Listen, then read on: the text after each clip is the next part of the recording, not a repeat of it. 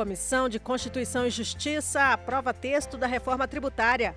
O plenário aprova texto geral da medida provisória que reduziu ministérios na primeira decisão do governo Bolsonaro. Ministro da Educação volta à Câmara e responde a questionamentos de deputados em mais um encontro tenso.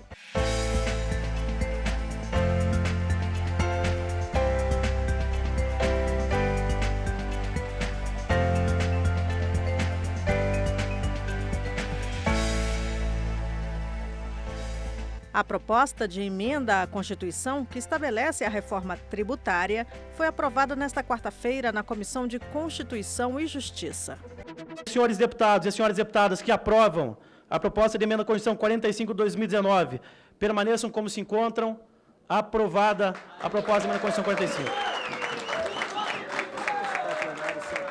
O anúncio do presidente da Comissão de Constituição e Justiça significa que a proposta de emenda à Constituição da reforma tributária foi considerada constitucional e vai continuar sendo analisada pela Câmara.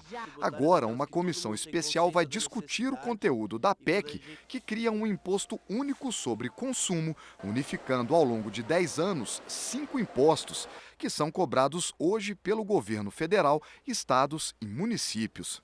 O relator destacou o clima tranquilo na discussão da proposta, diferente do que ocorreu na análise da reforma da Previdência na CCJ. O que se viu aqui nessa discussão foi justamente uma discussão de forma muito civilizada, de maneira aprofundando nas matérias, sendo discutida de maneira técnica, e aqui, portanto, não se viu, até contrastou com a tramitação da reforma da Previdência, porque não havia aqui tantos embates partidários ou ideológicos. Mas para o líder do PSOL, único partido que votou contra a proposta, as duas questões estão diretamente ligadas. Ele quer uma reforma tributária que garanta recursos para financiar a Previdência e a Seguridade Social. Para que colocar isso agora tramitando? Para criar uma simbologia de que está se preocupando também em criar arrecadação fiscal. Nós devíamos inverter essa equação. Tornar a reforma tributária com potência, com taxação de grandes fortunas, de grandes heranças, de lucros e dividendos, que os ricos paguem a conta da crise. Os demais partidos de diferentes tendências ideológicas votaram pela admissibilidade da PEC, mas anteciparam que vão lutar por mudanças de conteúdo na comissão especial. Nós achamos importante que essa comissão vote a admissibilidade, não em prejuízo da continuidade desse debate, que se dará a posteriori na comissão especial, porque eu quero continuar a discutir por que o imposto no Brasil é sobre o consumo e não é sobre a renda e o patrimônio. E aí a tributação é sobre os mais pobres. A matéria tem um vício gravíssimo ao proibir a concessão de benefícios. Ela ignora que um país de dimensões continentais e um país de profundas desigualdades regionais como o nosso não pode prescindir de políticas que minimizem essas desigualdades. O ministro da Educação voltou à Câmara nesta quarta-feira, uma semana depois de falar ao plenário. Desta vez, foi ouvido pelas comissões de Educação e do Trabalho numa reunião tensa. O ministro da Educação começou falando em números. Argumentou que o país tem resultados ruins no setor, apesar dos investimentos. A gente vai ver que o Uruguai gasta menos por criança, em termos absolutos, eles gastam menos por criança do que o Brasil e tem resultados muito melhores. Como a gente ampliou muito a folha de pagamentos das universidades, a gente acabou engessando toda a estratégia de educação no Brasil. Não queremos cobrar dos alunos de graduação nas universidades federais. Não é nosso projeto. Graduação não. Por quê? Porque eu sei como é. Tem muita gente que consegue sair do estamento social graças a uma universidade federal. Mas é a verdade. Esse aluno, mesmo sendo pobre e humilde, ele está numa situação melhor socialmente do que uma criança que não consegue entrar numa creche. O ministro também fez questão de acenar ao diálogo. Também, sendo da situação, sendo da oposição, sendo independentes, todos têm que ter o respeito, porque o voto, vocês representam o povo. Os deputados questionaram o ministro em tom firme. Hoje o senhor falou uma mentira. Disse que não existia corte nos hospitais federais. Eu queria que pudesse chegar às mãos do senhor a folha de corte que que estão inseridos nos sistemas oficiais do próprio governo federal. Os fundamentos apresentados para os cortes são totalmente contraditórios e não se sustentam. Um dos fundamentos foi a destinação de valores para a educação básica, mas os dados demonstram o contrário. O corte na educação básica foi de 2,4 bilhões. Essa é a segunda vez que o senhor vem aqui. Nós precisamos ter, além do diagnóstico, está com câncer, ter que tipo de tratamento. Logo na primeira rodada de respostas, houve confusão. O debate prosseguiu no mesmo ritmo, com discordâncias no diagnóstico, cobranças, provocações e a sinalização de propostas. Já concordamos que o Fundeb é importante, concordamos na análise feita, mas qual que é o próximo passo do MEC? O que o MEC vai fazer efetivamente para poder responder à sociedade sobre isso? Eu queria lhe pedir, em nome da Frente Parlamentar, que eu coordeno, da valorização das universidades, que o senhor nos atenda. Deputada Margarida Salomão, assim, a senhora é de uma educação, uma gentileza, adorei, a senhora vai ser muito bem-vinda ao MEC. Como que a gente resolve a questão da receita das universidades públicas brasileiras, ampliando as fontes de financiamento para que não sejam exclusivamente estatais como é hoje? A gente vai tá para apresentar, o senhor é bem-vindo, a gente quer discutir antes de se apresentar publicamente, que apresentou o MEC sem conversar com ninguém, não, a gente quer conversar com todo mundo até o final do mês. A reunião continuou tensa até o final. A deputada Tabata Amaral disse que vai processar o ministro porque ele distribuiu reproduções de diálogos por celular em que apareciam os números de telefone dela e de assessores. Representante da União Nacional dos Estudantes, quis se manifestar antes do fim da reunião, como tinha sido acordado, mas deputados do governo não aceitaram, justificando que parlamentares ainda queriam falar. Começou um tumulto e a reunião foi encerrada. A ministra da Mulher, da Família e dos Direitos Humanos esteve na Comissão de Fiscalização Financeira e Controle da Câmara. Damares Alves detalhou as ações da sua pasta e também explicou a compra pela Comissão de Anistia de um HD externo que teria custado 7 milhões de reais aos cofres públicos. Damares denunciou a um portal de notícias que a Comissão de Anistia teria consumido 7 milhões de reais em recursos públicos na compra de um disco rígido de computador. Um HD externo no mercado não passa de R$ 400 reais. Desde que foi criada em 2002, a comissão analisou 67 mil requerimentos com pedidos de anistia. 11 mil ainda estão pendentes. Não fez o seu dever de casa. Sobrou para a ministra bruxa análise de 11 mil requerimentos. Essa comissão é aqui uma avaliação da ministra, desviou-se de suas finalidades. Essa comissão acabou, deputado, publicando obras, gastando tempo publicando obras. Gastou tempo fazendo concurso de vídeos e filmes e gastou tempo, inclusive, construindo o prédio. A comissão foi criada para tratar de anistia política e para promover ações de reparação e de memória sobre o período da ditadura militar no Brasil. Antes ligada ao Ministério da Justiça, agora a comissão está vinculada ao Ministério da Mulher, da Família e dos Direitos Humanos. Há 10 anos, a Comissão de Anistia decidiu construir um memorial, um Museu Memória e Verdade, na Universidade de Minas Gerais. A obra, segundo a ministra Damares, já custou 23 milhões de reais a mais do que o previsto inicialmente e está inacabada. A construção está sob análise do Tribunal de Contas da União e da Controladoria Geral da União.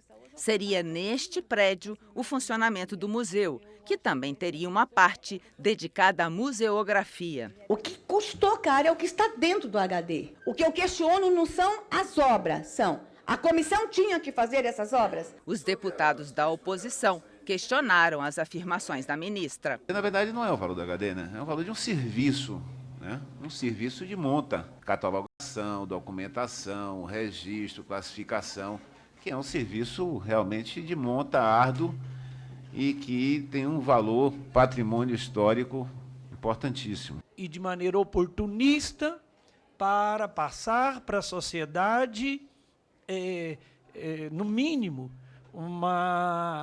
dúvidas. Um HD, por exemplo, da NASA, ele pode valer quanto? Se tem ali uma pesquisa de longos anos. A deputada Carla Zambelli, do PSL de São Paulo, saiu em defesa da ministra e do governo. Você disse que era oportunismo falar sobre o valor do HD. Ah, não, então vamos Peço assistir ordens, depois. colegas deputados, até então a reunião tão boa. Os seus cabelos brancos deveriam ensinar o senhor um pouco de respeito. Ministra da Agricultura também esteve na Câmara, na comissão dedicada aos temas da agropecuária. A ministra da Agricultura, Tereza Cristina, veio à comissão sobre o tema na Câmara no dia seguinte à sua chegada de uma viagem a vários países do Oriente, entre eles Vietnã e China. Ela explicou que por causa da peste suína que atingiu a China, matando porcos em larga escala, o populoso país precisará importar uma quantidade exorbitante de carne suína. Segundo a ministra, para que o Brasil consiga suprir uma parte desta demanda, é necessário que a China habilite uma boa parte das 75 plantas de frigoríficos brasileiros que estão em análise. Entre vários outros temas, Tereza Cristina também anunciou que o Ministério da Agricultura prepara um projeto para o semiárido brasileiro. Hoje o Nordeste produz metade de tudo que se produz no Brasil. Então, não é verdade que o Nordeste não produz. O Nordeste produz. Nós precisamos dar meios para que ele produza de maneira moderna, de maneira economicamente viável, levando renda aos produtores daquela região do Brasil. E uma das maneiras é água e energia para que eles possam produzir cada vez mais. E em breve estaremos lá lançando também um programa para o Nordeste, para o semiárido brasileiro. Na comissão especial que estuda a reforma da Previdência, o tema desta quarta-feira foi a aposentadoria rural. O homem do campo tem um tratamento especial na hora de se aposentar.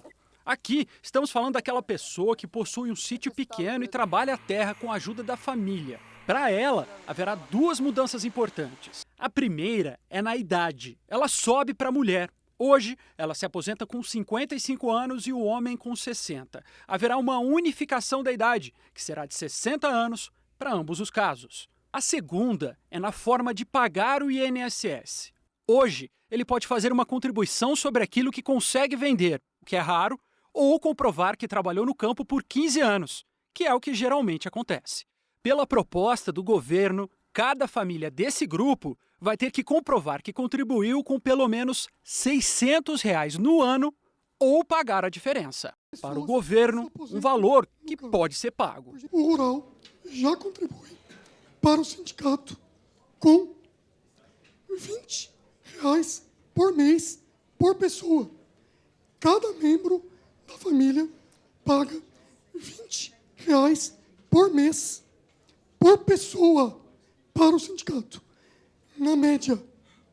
Portanto, eles já pagam para os sindicatos mais do que pagarão para a nova Previdência. Quem critica reclama não só do valor, mas também da dificuldade de garantir dinheiro para isso. Se colocasse para ele escolher, ele diria assim, eu prefiro pagar 3%, 4%, do que pagar uma contribuição fixa. Porque eu não sei quando eu vou colher, não sei como eu vou colher, eu não sei quanto eu vou ganhar da venda da produção. O governo calcula uma economia de 92 bilhões de reais com as alterações na aposentadoria rural.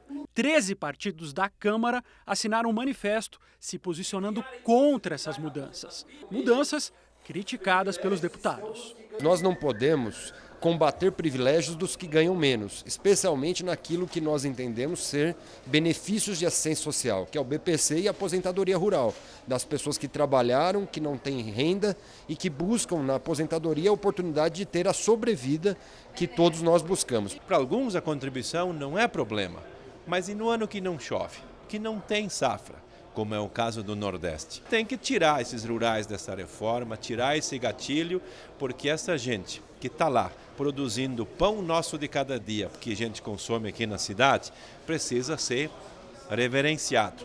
Em um debate promovido nesta quarta-feira pelo jornal Correio Brasiliense, o presidente da Câmara defendeu o regime de capitalização. Hoje os brasileiros de renda menor não conseguem contribuir nem 15 anos, não vão contribuir 15, muito menos 20.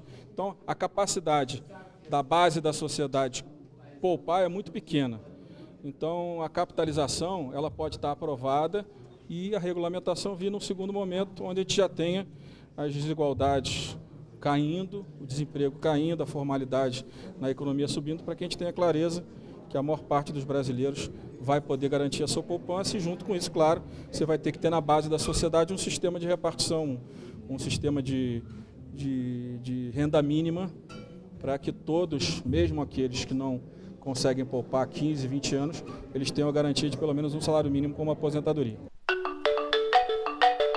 A Comissão de Minas e Energia discutiu hoje mudanças na Lei do Gás, uma lei que existe desde 2009 e um projeto tramita na Casa desde 2013, fazendo alterações na atual Lei do Gás. Por que o gás é tão importante? Porque o gás é não só fonte de energia e uma fonte de energia entre as derivadas do petróleo mais limpa, mas é também matéria-prima importante para a indústria química, por exemplo, no plástico que a gente consome no dia a dia. O gás é uma matéria-prima, nos fertilizantes o gás é uma matéria-prima, ou seja, o gás está muito presente no nosso dia a dia, aumentou bastante a quantidade de gás que o Brasil tem disponível para uso. O problema é que o gás no Brasil é muito caro. Produtores, especialmente a Petrobras, culpam distribuidores, distribuidores culpam a Petrobras, um jogo de empurra. O propósito do projeto de lei é justamente criar os mecanismos, o marco legal para tornar o gás mais barato, mais acessível. É um preço que, na comparação com os preços internacionais, o Brasil pratica preços completamente fora da realidade. É impossível você ter um parâmetro de 15 a 17 dólares por milhão de BTU, que é como é que se mede o fornecimento do gás, contra 4, 5 dólares nos Estados Unidos ou em outros mercados do mundo. Completamente sem competitividade. Uma indústria instalada aqui, ela sofre no seu custo uma pressão que não dá mais para tolerar, e também os demais consumidores. A verdade é que o Brasil tem essa bênção que o povo já conhece, que é o pré-sal. Mas o pré-sal vem junto com o gás. O gás é uma segunda bênção para a economia do país. Esse gás do pré-sal, que vai dobrar a oferta de gás ao Brasil, virá e através dessa nova oferta nós teremos competição no gás. Então, com mais gás e com competição, vai se conseguir a redução do preço. E o gatilho para que a indústria volte a crescer consumindo gás. Nesta quarta-feira, o plenário da Câmara focou na discussão da medida provisória que trata da reorganização dos órgãos da Presidência da República, dos ministérios e suas atribuições. A medida foi o primeiro ato do presidente Jair Bolsonaro ao assumir a presidência da República. O texto reduz de 29 para 22 a estrutura dos ministérios do governo. Todos nós sabemos da importância da SMP, da importância dessa reestruturação proposta pelo governo federal, a redução do número de ministérios, o enxugamento da máquina pública, todas as metas que foram estabelecidas pelo governo e que ele pretende alcançar. Criou super ministérios para avassalar direitos e propor reformas que a população brasileira está a esperar pelo crescimento prometido, quando a única proposta para o dito desenvolvimento é destruir com direito à aposentadoria. Nós queremos Ministério da Cultura, nós queremos Ministério de Indústria e Comércio, para ter política industrial, crescimento, geração de empregos. Nós queremos um Ministério do Trabalho para proteger os empregos, e não é isso que gera gasto ou economia para um país. É o número de servidores, é a despesa que é feita, não o número de ministérios. Foi essa estrutura que o presidente idealizou o ano passado, quando estava em campanha eleitoral, e resolveu, junto com seus assessores, dizer para o povo brasileiro: é assim que eu quero trabalhar, é assim que eu preciso trabalhar. Apesar das divergências, o mérito da medida provisória foi aprovado pelos deputados. A partir daí, começou a discussão das alterações feitas por deputados e senadores ao texto original, como devolver à FUNAI a atribuição de demarcar terras indígenas e a retirar o Conselho de Controle de Atividades Financeiras, o COAF, do Ministério da Justiça. Qualquer país europeu, o COAF está no Ministério da Economia. O que se quer, na verdade, é criar uma falsa simbologia de poder para que Moro, inclusive com o seu pacote anticrime, vá fazer encarceramento em massa no nosso país. A nova proposta é o Ministério da Justiça focado exclusivamente no combate à corrupção e ao crime organizado. Ministério dos Direitos Humanos, da Família e da Mulher, voltado para as diversas políticas públicas relacionadas a esses temas, que inclusive a ministra Damares, mãe de uma indígena, militante toda a sua vida na causa indígena. Essa é a nova proposta. Esta edição termina aqui. Para mais informações ou para rever nossas reportagens, acesse www.câmara.leg.br. O Jornal da Câmara volta amanhã. Até lá!